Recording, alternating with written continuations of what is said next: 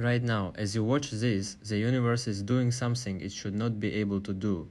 We have a theory of the cosmos so precise, so mathematically flawless, that it can describe the entire history of everything, from a fraction of a second after the Big Bang to the galaxy you're looking at on your screen.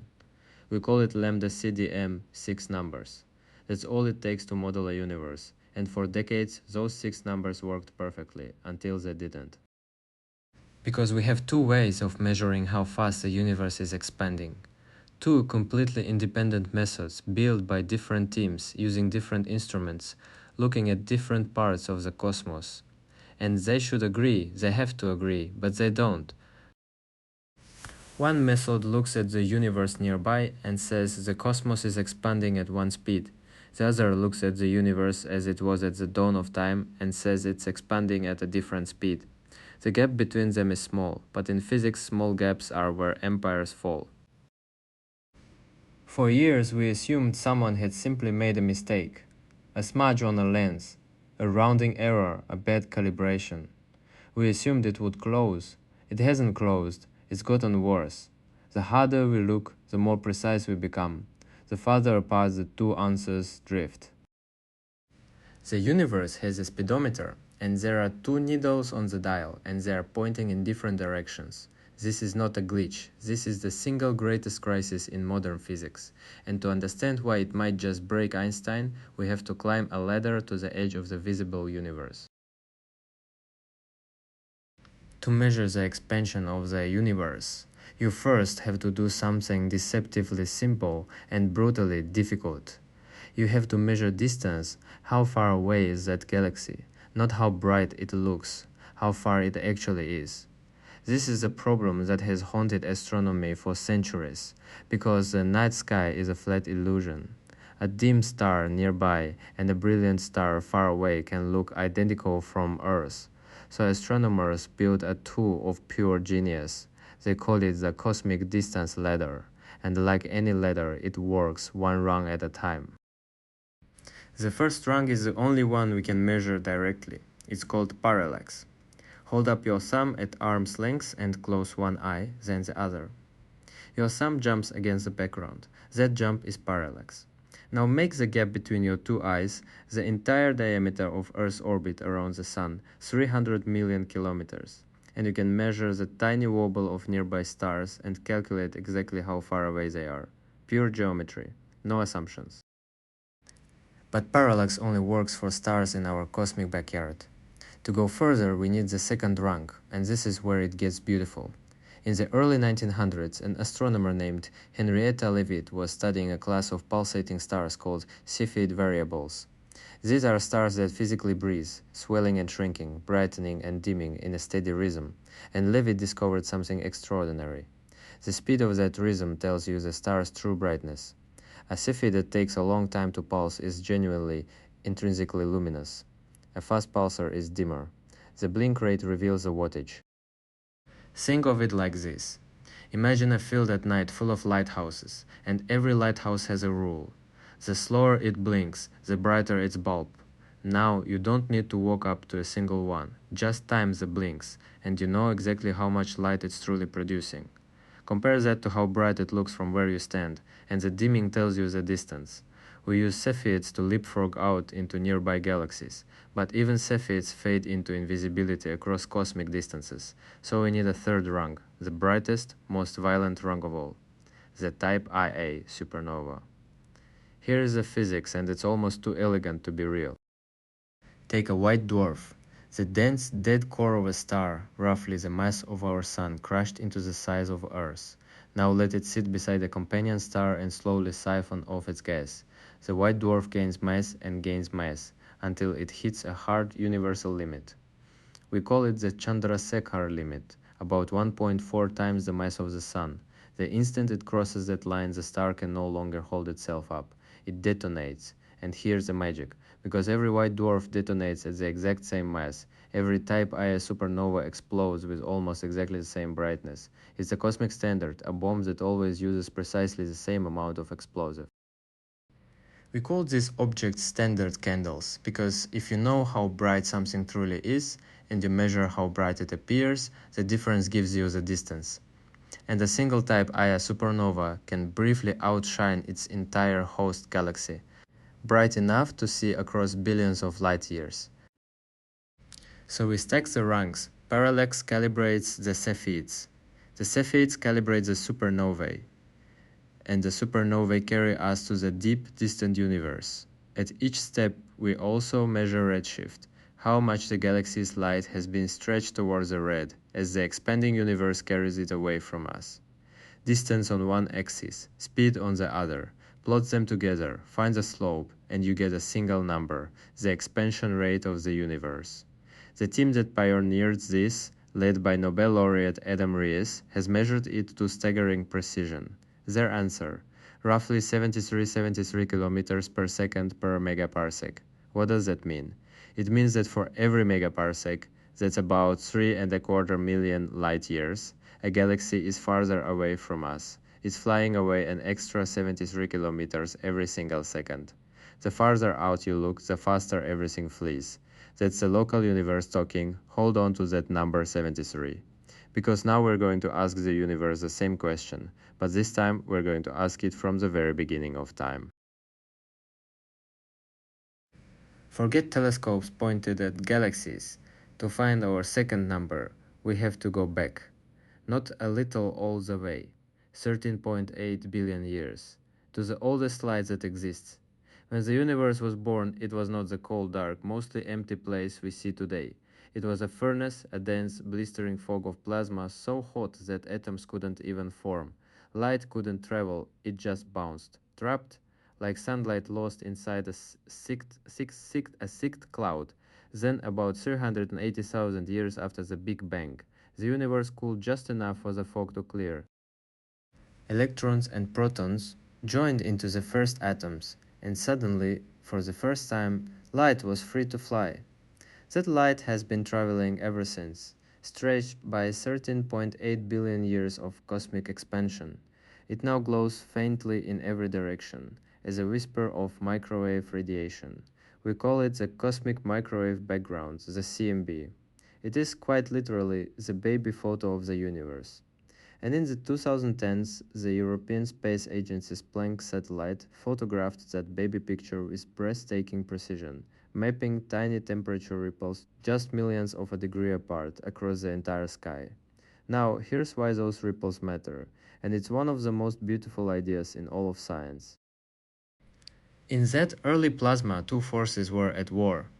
Gravity tried to pull matter inward into dense clumps, but the pressure of all that trapped light pushed back out. Pull in, push out, pull in, push out.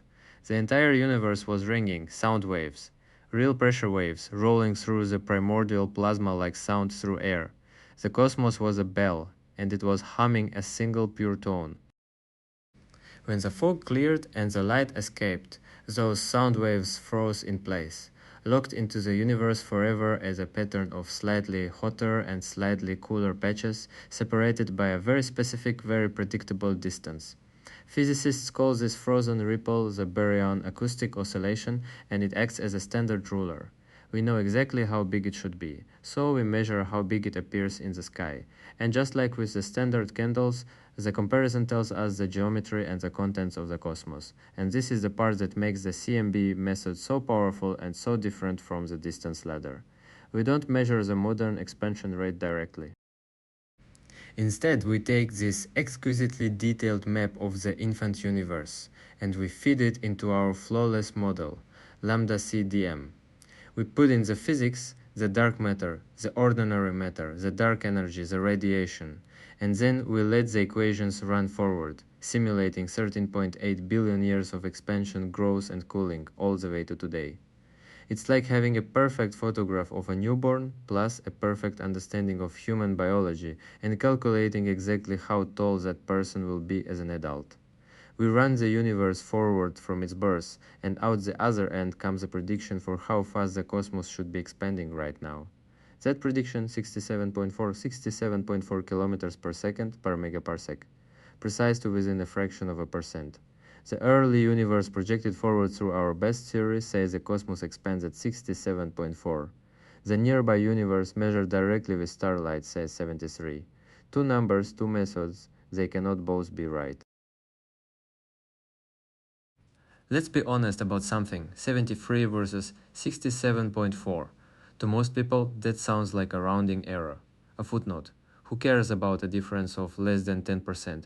Cosmologists care, they care more than almost anything in science right now. And to understand why, you need to understand the most important concept in experimental physics. It's called statistical significance. Every measurement comes with an error bar, a band of uncertainty that says the true answer is somewhere in here. When two measurements disagree but their error bars overlap, there is no problem. They might secretly be the same number, you just need to measure more carefully. And that's exactly what everyone expected to happen here.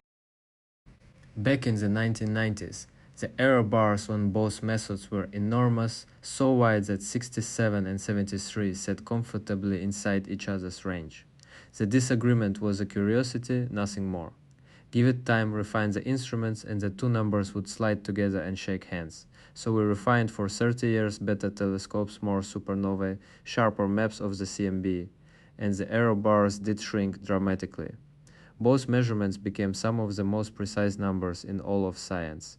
But here's the horror of it. As the uncertainty collapsed, the two numbers did not move toward each other. The local universe stubbornly held at 73. The early universe stubbornly held at 67.4. And the shrinking error bars, instead of merging, pulled apart, opening a clean, undeniable empty canyon between them. Now physicists measure disagreement in units called sigma standard deviations. 1 sigma is a shrug, 2 sigma raise an eyebrow, 3 sigma is interesting, worth a paper. But there is a sacred line in physics, the gold standard that separates intriguing hint from confirmed discovery. That line is 5 sigma. 5 sigma is the threshold we demanded before we would announce the Higgs boson. 5 sigma is the line for gravitational waves. 5 sigma means the odds that your result is just a random fluke, a roll of the cosmic dice, are less than 1 in 3.5 million, and the disagreement between these two measurements of the universe's expansion. It has now crossed 5 sigma. Sit with that. The probability that this is a coincidence, a statistical accident, a stroke of bad luck, is less than 1 in 3.5 million. This is no longer a measurement problem. It's no longer a we'll fix it next year problem.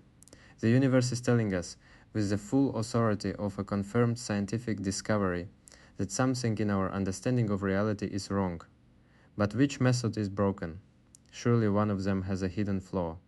And the smart money, almost everyone's money, was on the messy, complicated, rung by rung distance ladder.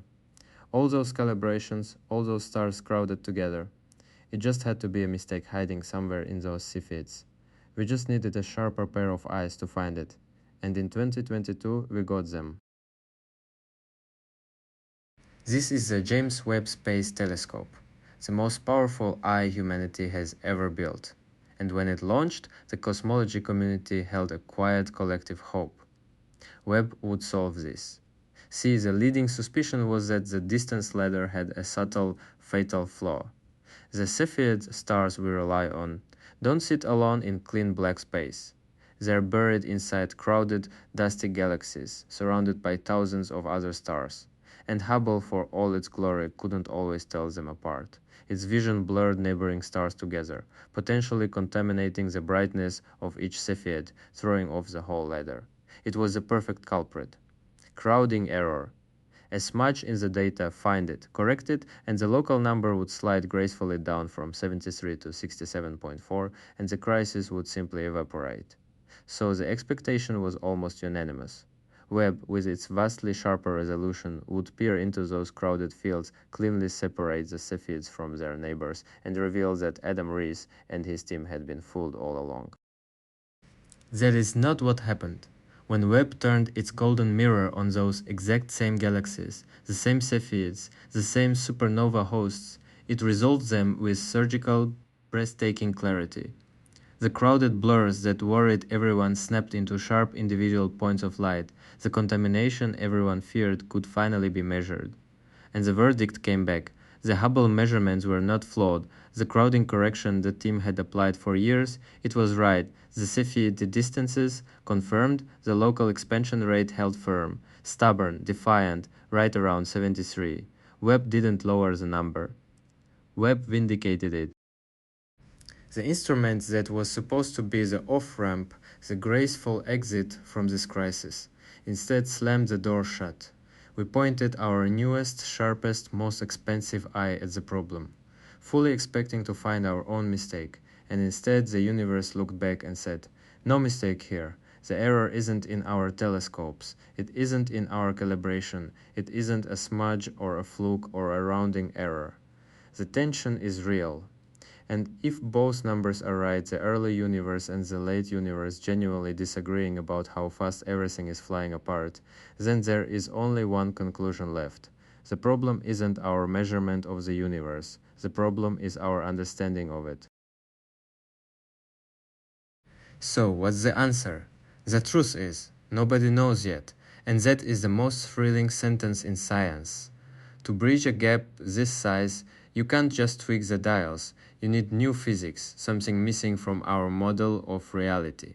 The leading idea is called early dark energy, a strange repulsive force that switched on briefly in the infant universe, gave space a sudden push, and then vanished before it could be seen. Add it to the equations and the early universe number might rise to meet the late one.